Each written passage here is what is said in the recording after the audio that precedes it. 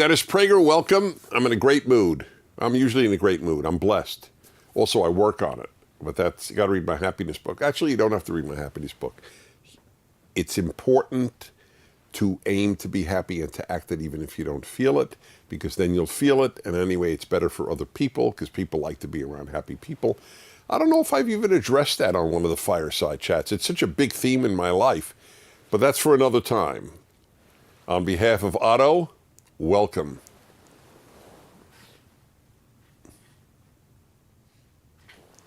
Special dog. He's so special that people ask me about him now when they, bump into me at airports or whatever.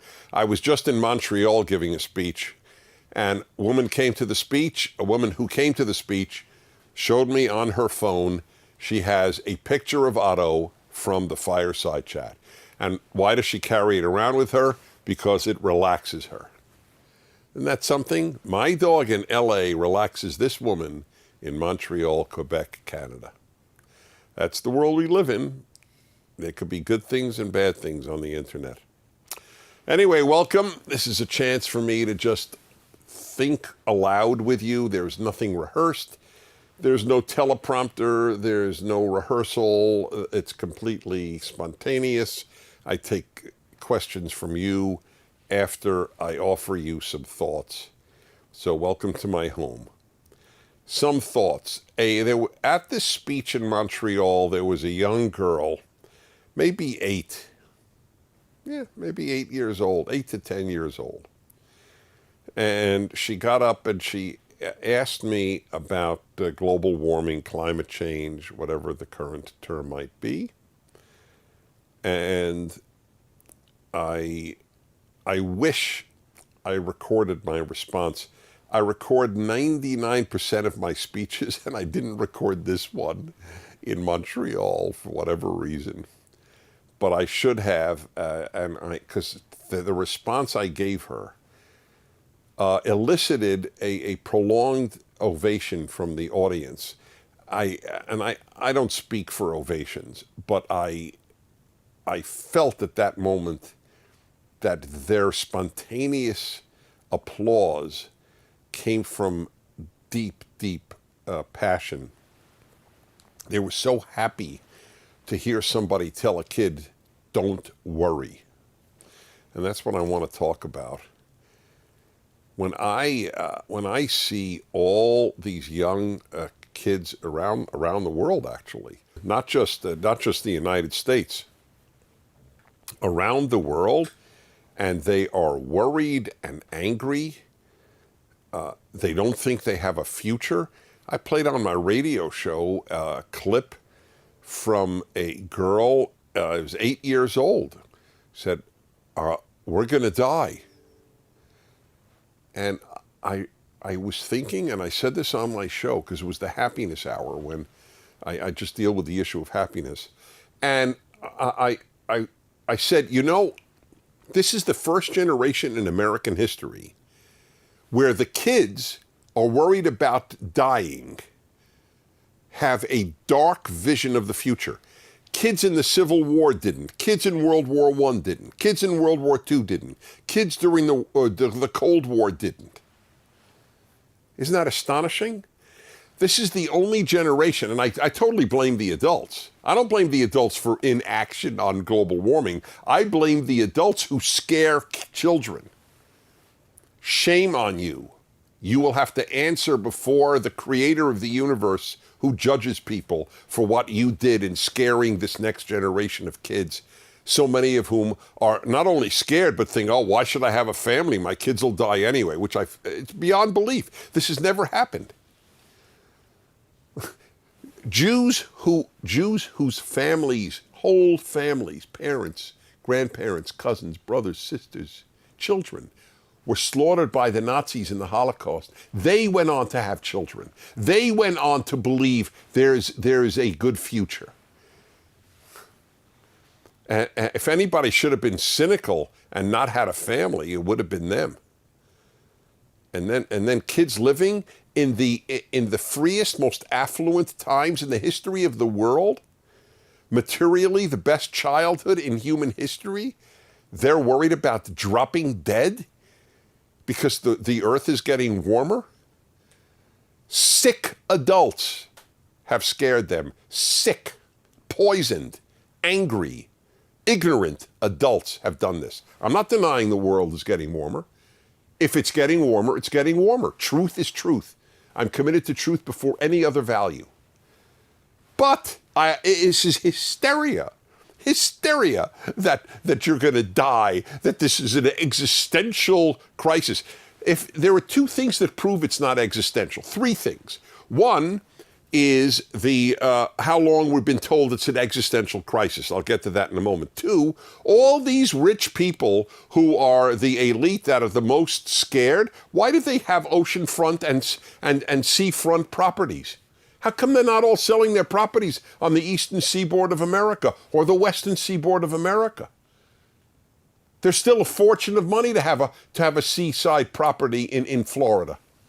Why? If they really believe the ocean is going to engulf them, they sell while you can, man. Sell while there's another sucker out there who's going to buy your property. Why aren't you selling? Nobody's acting except to impose draconian laws. They don't act in their own life as if they believe it. Except for straws. Oh, that's a big one. California can't have plastic straws. That's our commitment. I'll tell you about the previous predictions. Then there's the seaside property, and then there's nuclear power. Nuclear power is completely, quote unquote, clean. Clean. It's as safe an energy source as exists on Earth. Anyone who says that carbon emissions constitute an existential crisis and doesn't advocate nuclear power is a fraud. F-R-A-U-D. I'll spell it out for you. It would be as if saying, I'm drowning. So somebody sends me a boat. And I say, you know what? I just don't like that boat. If I said that or you said that, wouldn't it mean I don't believe I'm drowning? If I really believed I'm drowning, would I really reject a boat that came along and gave me a life preserver? If you really believe we have an existential threat to life and you're not for nuclear power, France gets 71% of its electricity. 71% from nuclear power. What's wrong with that? That's France. 40% in Sweden. Soon it's half.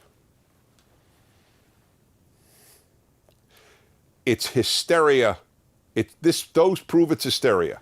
Here, this was the first argument. Ready? This is from 1989, Associated Press. I think it's the biggest world news organization. UN predicts disaster if global warming not checked. United Nations, AP. A senior UN environmental, June 29th, 1989.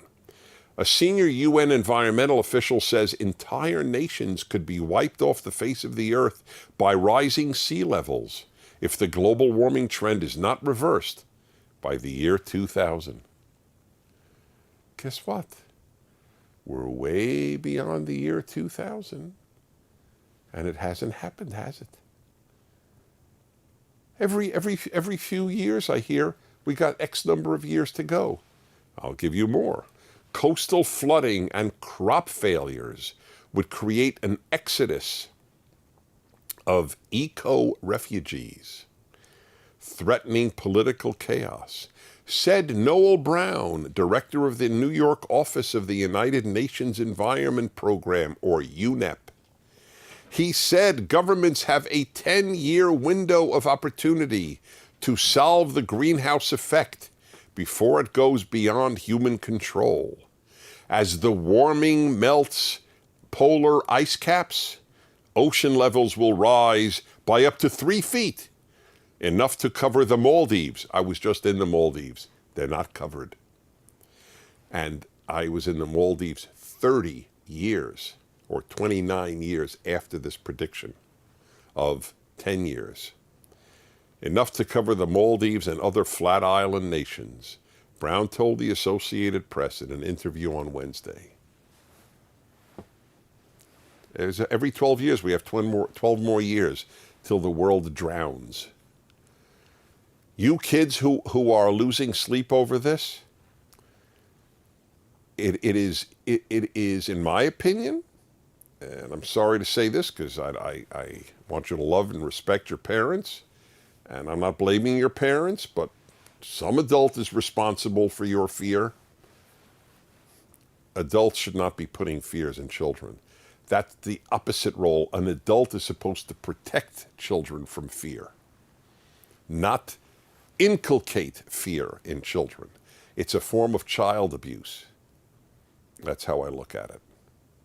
These kids screaming these things, it's mind-blowing. This has never happened before in far worse times. So, kids, somebody's misled you. Either me or some other adult. That's correct. But I just gave you 3 powerful arguments that you're being misled. I'm not saying they're doing it deliberately, but it doesn't matter. They're scaring you deliberately. And that to me is indefensible. Okay? Got that out of my system. Time for Q&A from thee. All right, here we go. First is a video question, which, by the way, I like this idea. It's fun for you watching to see who's asking the question. So wherever you might be, it's almost as easy to send your question via video as it is via, what is it, email normally done? Yeah? So let's give it a thought. I don't want to in any way discourage the email, obviously. I'm just encouraging you to add that. I think you should do both, but it's totally up to you. But it's fun. I mean, people like it. So if I press this, nothing happens. Something happened. Here we go. All right, take it away. Hey Dennis, I'm Spencer. I'm 20 from Pacific Palisades, and I have a really interesting question for you. What are your thoughts on solely taking education online? Thank you, Spencer. Pacific Palisades is in the Los Angeles area. So he's sort of a neighbor.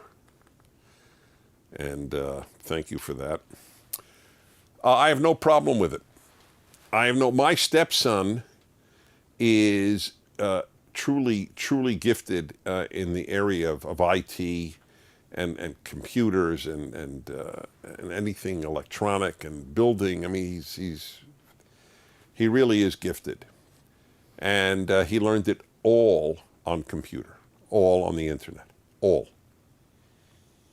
He's got a full-time job. He's in demand. In fact, it's so funny because whoever comes to the house and or for years, whoever do work here, they would get to meet him and then they would want to hire him. It was actually funny because he is talented, but he learned it. He's an autodidact, which means self-taught.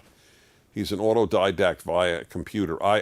Given the state of our colleges, high schools, and elementary schools, I actually think it's a healthy choice.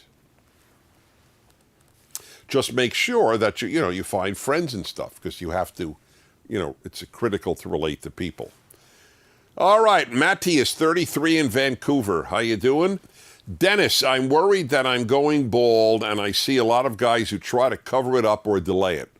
But my wife thinks, did I say he's 33? Did I already say that? Good. Anyway, I'm proud of you, married by 33. It's the right decision. But my wife thinks it's better when men just embrace it and buzz their hair. You've got a fantastic head of hair, so I guess it's not a problem you've had to worry about for yourself. That's correct. But I'd be curious to know what you think about this. But I do think about this. I try to think about everything. So listen to this. So I think your wife is right, by the way. I do think. But if a guy wants to work out a way to get hair, if indeed it works, I'm also for that. There's no right or wrong in this. I just want to reassure, though, men who are losing their hair, this is not what turns women on or off. Okay? Men are so visually oriented that they think that women are as visually oriented as they are. Of course, women are visually oriented. They know a really good-looking man, and I get that, but it's not comparable, all right? It just isn't. And if you're masculine. That's number one. Strong, masculine, and kind, and work hard. On a list, if I put masculine, kind, works hard, and has or has not hair. Has or has not hair would, and I have my hair, so I have no vested interest here. But I'm telling you, that would rank last. I did it. I did a show, actually. I've learned so much because I could bounce off any idea of millions of people. So many listeners I've had for decades. So I raised this idea on my male-female hour. How does baldness strike you women? And they called in. And it was amazing to a lot of bald men. Most didn't care.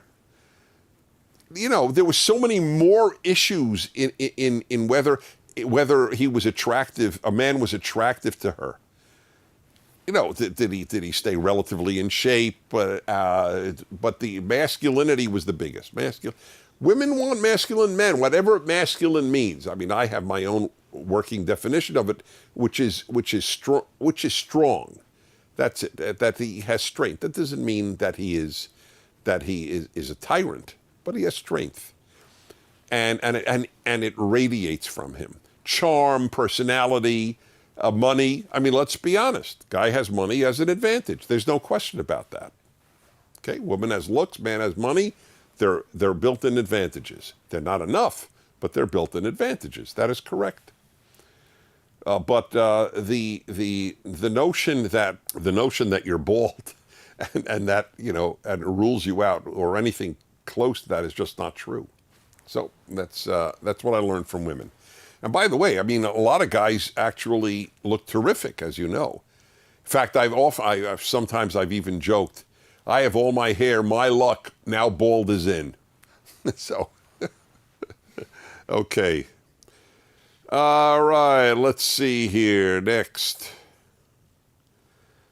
Laurel, 59, Hurricane, Utah. Hi, Dennis. Thanks for shining a cheerful, hopeful light in the world. I'm glad you feel that way. That's what I would like to do.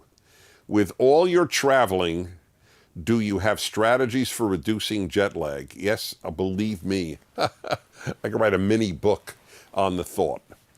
So, the number one rule is do not, capital D, capital N, do not go to sleep in the place you arrive if it's daytime, even if you're dead. Because then you will stay on your original time for the whole trip. So if you arrive at noon, all right, you've traveled halfway around the world and you've arrived at noon, you're zonked. Okay, if you take a 1 hour nap so you could at least function, okay, but not more than an hour nap. Then you go to bed when the sun sets, which is still earlier than you would go to bed normally. That's fine. Go to bed at, let's say, 7 o'clock, 8 o'clock. That's fine. But if you go to bed at noon and then you wake up at 7, you're doomed because you're not going to be tired at 7 p.m. or at midnight. So that's rule number one. Rule number two is try to get sleep on the plane. That's a big one in my life. I try. I don't have to try. I'm so relaxed on airplanes. I may see 2% of the takeoffs of my airplanes. I fall asleep prior to the takeoff, and it's extremely helpful to me in getting to my new my destination. Then try to. So it depends, obviously, on the time zone issue. In the United States, if you're going West Coast to East Coast, so you will arrive at, you have a 9 a.m. flight, so you will arrive on the East Coast at 5 p.m. if it's a nonstop flight because of the time zone difference. So that's, then you will be tired. Well, you may not be tired by midnight because that's only 9 p.m. on the West Coast.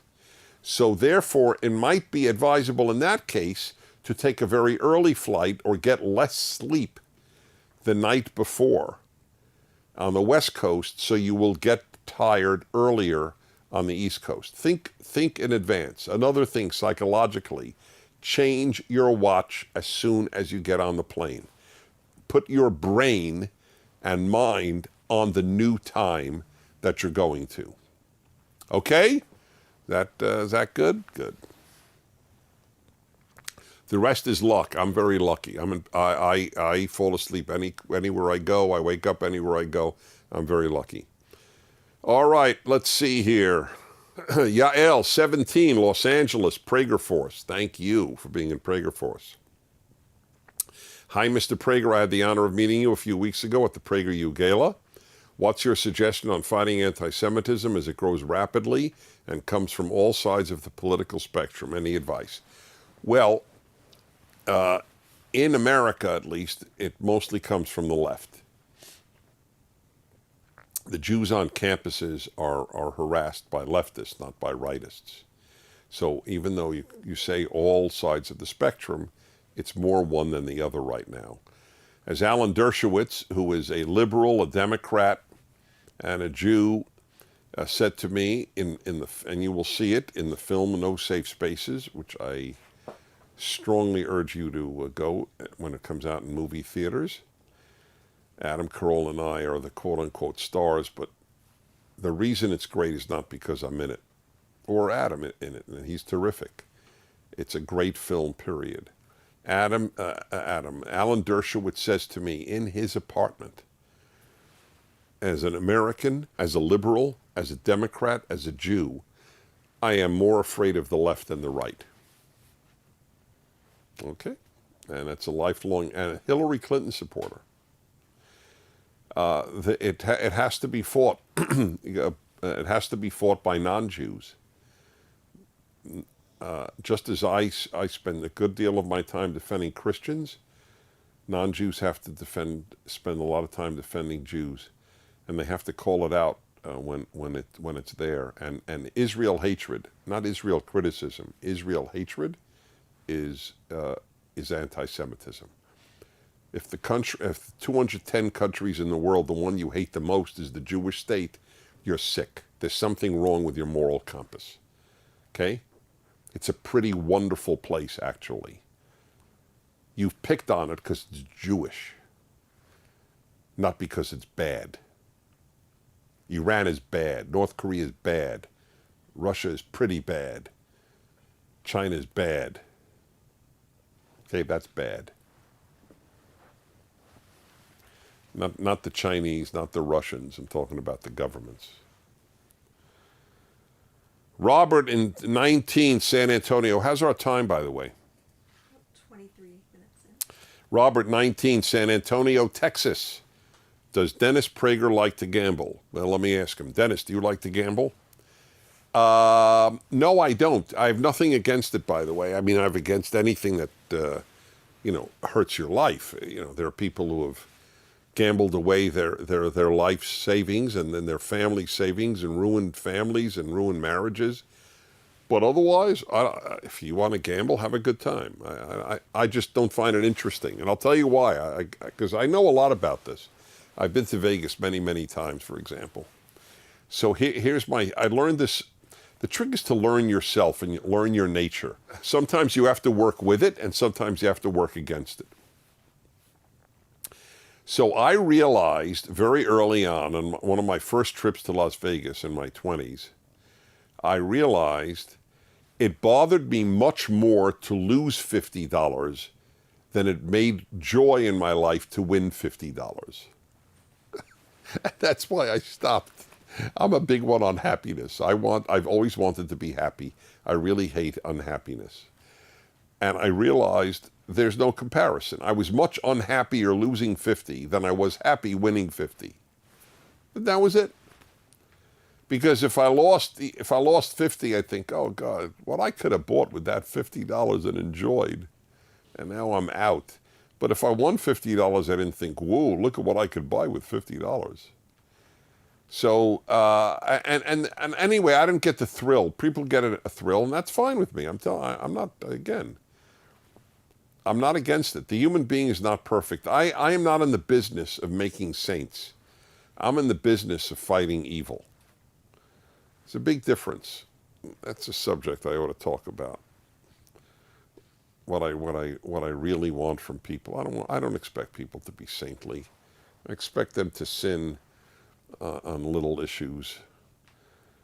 That first of all, I don't consider that a sin, but I'm just saying it doesn't bother me. I would care if you gambled your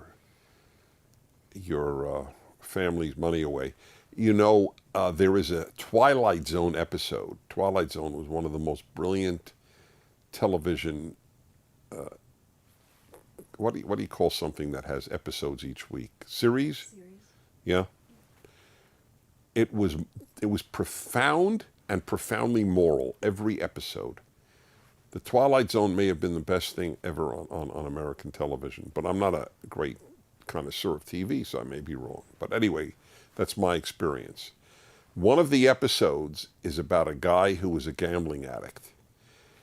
And you get a sense of how awful it is because the slot machines start talking to him.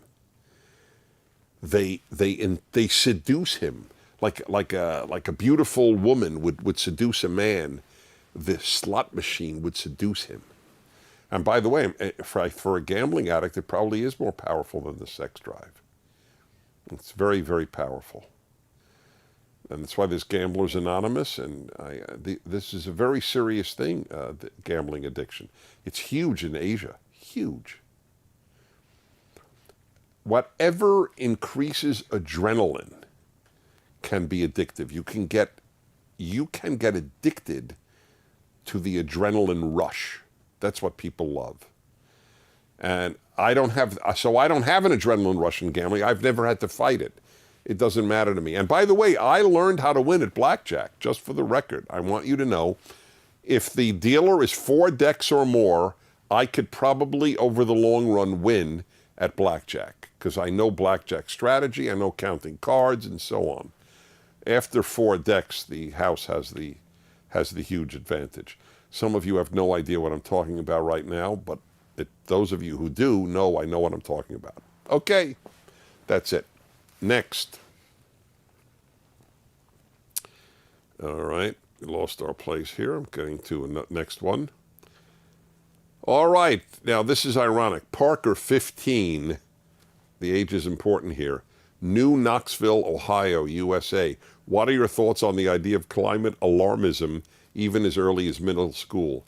Shame on the teachers, shame on the school. That's what I think. And I explained that why in the beginning.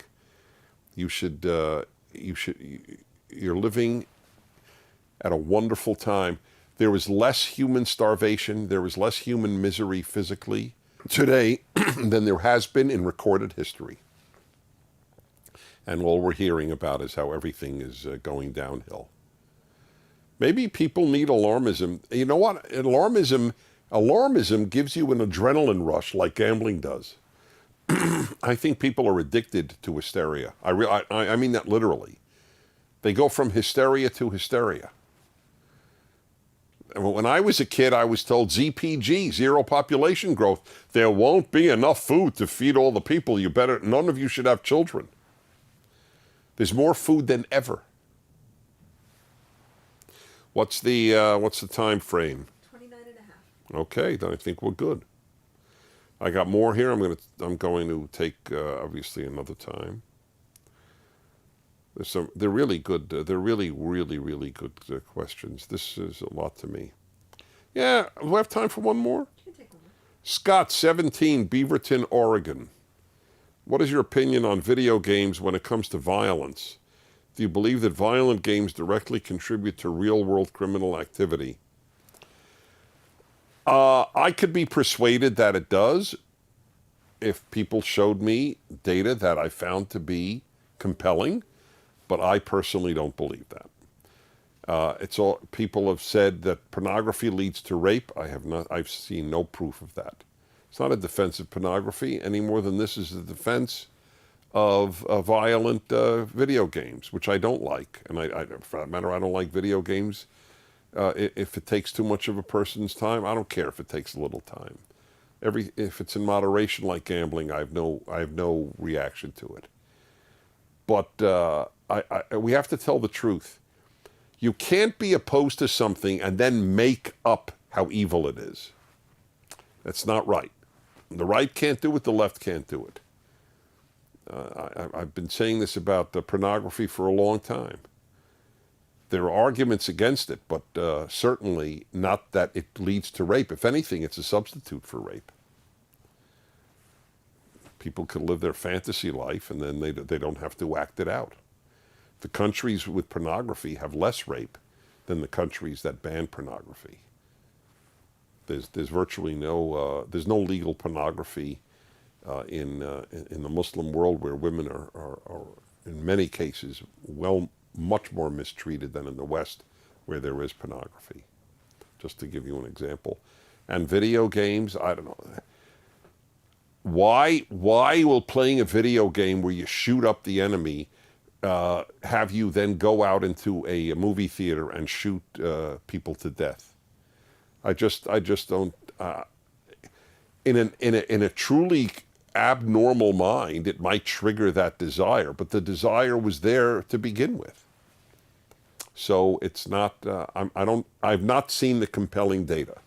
I'm open to it, but I haven't seen it. Truth is very important. It's unbelievably important. But the desire to win on behalf of your cause is usually stronger than the desire to first tell the truth. One of the many problems confronting the human species. Well, it's great to be with you. Thank you for being with me. And I think that's about it. I'll see you next week. On behalf of Otto and the whole Prager family, bye-bye. Thank you for watching. If you'd like to keep these fireside chats free, please do by donating to PragerU.